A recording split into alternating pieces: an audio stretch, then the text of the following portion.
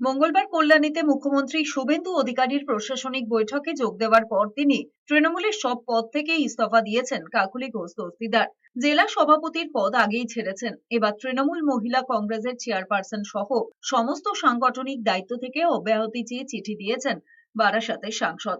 একই সঙ্গে তৃণমূল সরকারের আমলে দুর্নীতির অভিযোগ নিয়ে প্রশ্ন তুলেছেন। অন্যদিকে নাম না করে দলেরই সাংসদ কল্যাণ বন্দ্যোপাধ্যায়কে আক্রমণ করেছেন। লোকসভার সচেতকের পদ হারানোর পর থেকেই বিদ্রোহী কাকুলি ঘোষ দস্তিদার। আনুগত্যের পুরস্কার পেয়েছেন বলে দলকেই আক্রমণ করেছিলেন তিনি। তৃণমূলের রাজ্য সভাপতি সুব্রত বক্সীকে লেখা চিঠিতে কাকুলি ঘোষ দস্তিদার লিখেছেন, শিক্ষা দুর্নীতি থেকে আরজি করে অভয়ার মৃত্যু, চিকিৎসকের মৃত্যুতে ওঠা প্রশ্ন ধামাচাপা দেওয়ার চেষ্টা হয়েছে, ব্যথিত করেছে খাদ্য শিক্ষা দুর্নীতি থেকে আরজি কর কাণ্ড। নাম না করে কল্যাণ বন্দ্যোপাধ্যায়কেও আক্রমণ করেছেন। পদে থেকেও অভদ্র সাংসদদের অশালীন আচরণ বন্ধ করা যায়নি। ঊর্ধ্বতন কর্তৃপক্ষের সহযোগিতা না পেলে পদে থাকার মানে হয় না। আইপ্যাকের ভূমিকা নিয়েও প্রশ্ন তুলেছেন চিঠিতে।